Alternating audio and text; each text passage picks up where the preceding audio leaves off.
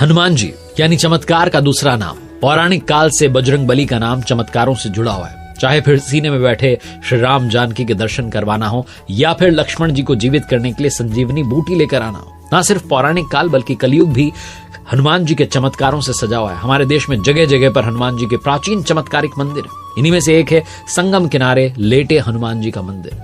ये अपने आप में अनोखा मंदिर है। आइए इसकी कथा आपको सुनाते हैं। कथाएं विद आरजे कार्तिक में। आखिर क्या कारण है कि हनुमान जी यहाँ लेटी हुई अवस्था में, इस अवस्था में उनकी प्रतिमा क्यों है? संगम के किनारे जो मंदिर है, इसके बारे में कहा जाता है कि संगम स्नान के बाद अगर आपने यहाँ दर्शन नहीं किए तो आपका स्नान अधूरा माना जाता है। जो प्रचलित कथा है वो ये है कि इस लेटे हनुमान जी के मंदिर में कहा जाता है कि एक बार एक व्यापारी हनुमान जी की भव्य मूर्ति लेकर जलमार्ग से चला रहा था। हनुमान जी का परम भक्त था, जो अपनी नाव लिए प्रयाग के समीप पहुंचा तो उसकी नाव धीरे धीरे भारी होने लगी और संगम के पास आकर यमुना जी के जल में डूब गई। बाद में कुछ समय बाद यमुना जी के जल की धारा ने कुछ राह बदली तो मूर्ति दिखाई पड़ी।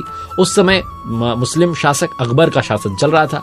उसने हिंदुओं का दिल जीतने और अंदर से इस इच्छा के साथ कि वास्तव में हनुमान जी प्रभावशाली हैं, तो मेरी रक्षा करेंगे, ये सोच करके उनकी स्थापना किले के समीप करवा दी। लेकिन ये निराधार कथा लगती है, क्योंकि पुराणों की रचना वेद व्यास जी ने की थी, जिनका काल द्वापर युग में आता है। इसके विपरीत अकबर का शासन जो है 14वीं शताब्दी का था। अकबर के शासन के बहुत पहले ही पुराणों की रचना हो चुकी थी। सबसे प्रासंगिक कथा आपको सुनाता हूं, जो जन श्रुतियों के आधार पर मिलती है कि भगवान श्री राम जब त्रेता युग में आए, तब हनुमान जी अपने गुरु सूर्यदेव से अपनी शिक्षा दीक्षा पूरी करके विदा होते समय गुरु दक्षिणा की बात करते हैं। तो भगवान सूर्य ने हनुमान जी से कहा कि जब समय आएगा तो दक्षिणा मांग लो।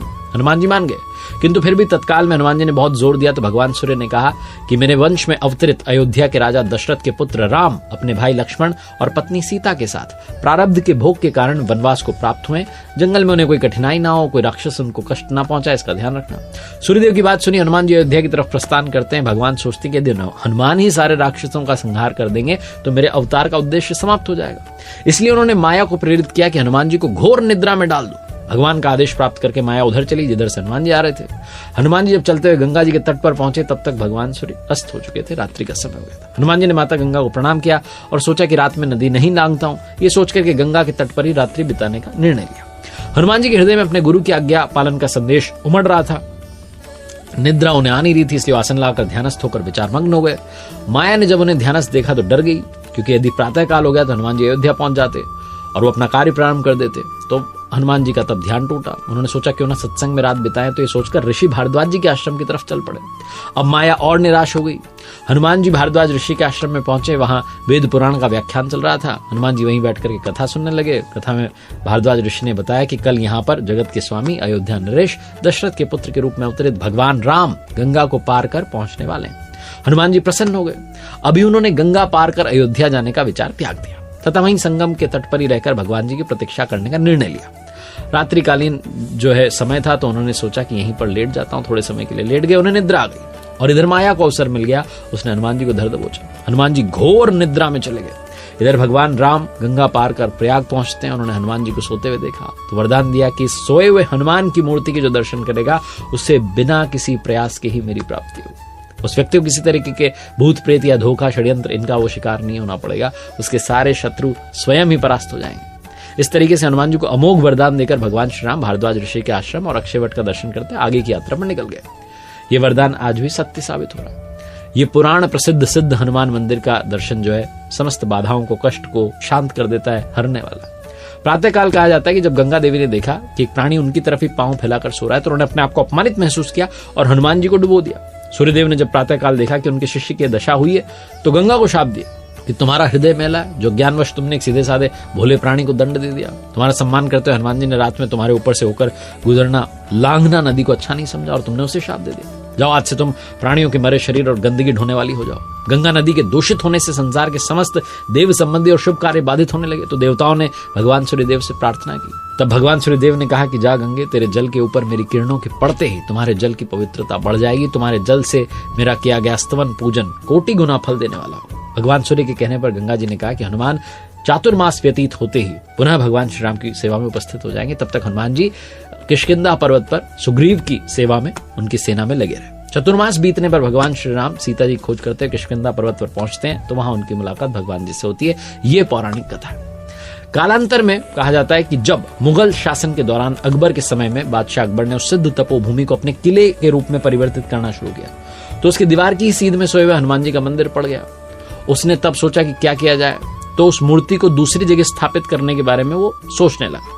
मूर्ति की खुदाई नीचे से कर ली गई, उसे उठाया जाने लगा, लेकिन बहुत सारे प्रयास के बाद भी मूर्ति उठाई नहीं जा सकी। भारी सामान उठाने वाले जो यंत्र थे उनसे भी उठाने की कोशिश की, लेकिन वो मूर्ति और भारी होती चली गई।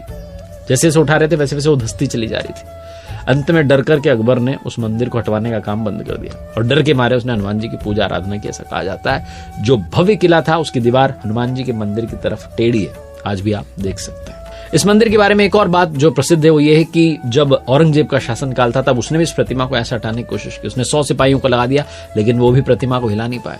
कहा जाता है कि हनुमान जी की जो प्रतिमा है इसके पीछे उनके पुनर्जन्म की कहानी भी जुड़ी हुई है। कहा जाता है कि जब वो लंका जीतने के बाद बजरंगबली अपार कष्ट से पीड़ित थे और मरणासन अवस्था में पहुंच चुके थे, बहुत थक चुके थे, तब मां जानकी ने इसी जगह पर उन्हें अपना सिंदूर देकर नया जीवन और हमेशा चिरायु रहने का आशीर्वाद दिया था। इसके साथ ही माता जानकी ने भी कहा था कि जो भी इस त्रिवेणी तट पर संगम स्नान पर आएगा उसको संगम स्नान का असली फल तभी मिलेगा जब वो हनुमान जी के दर्शन करेगा। माता जानकी के सिंदूर दिए जाने के बाद से ही इस मंदिर में आने वाले भक्त जो है बजरंगबली को सिंदूर का दान करते हैं, जिसे बहुत शुभ माना जाता है। हनुमान जी की इस मंदिर में जो प्रतिमा है वो दक्षिणाभिमुखी है, यानी कि दक्षिण की तरफ मुख है और 20 फीट लंबी है। कहा जाता है कि ये ग्राउंड लेवल से, धरातल से जो है 6 से 7 फीट नीचे। संगम नगरी में इन्हें बड़े हनुमान जी, किले वाले हनुमान जी, लेटे हनुमान जी और बांध वाले हनुमान जी के नाम से जाना जाता है। ये कहा जाता है कि इनके दाएं हाथ में राम लक्ष्मण जी हैं, बाएं हाथ में गदा शोभित है। बजरंगबली यहाँ आने वाले सारे भक्तों की मनोकामनाएं पूर्ण करते हैं। एक और बात जो इस मंदिर के बारे में कही जाती है, कहा जाता है कि 600 से 700 साल पुराना ये मंदिर है।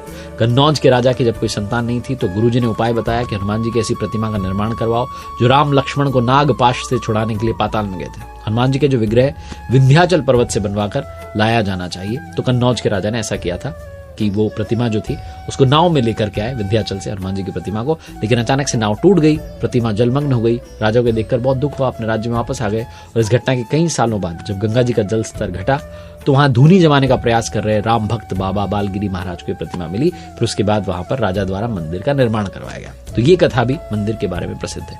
जो कथाएं हैं वो मैंने आपको इस एपिसोड में बताने का प्रयास किया। लेटे हुए हनुमान जी कृपा हम सभी भक्तों पर बनी रहे। जय जय श्री सीताराम, जय श्री बालाजी महाराज।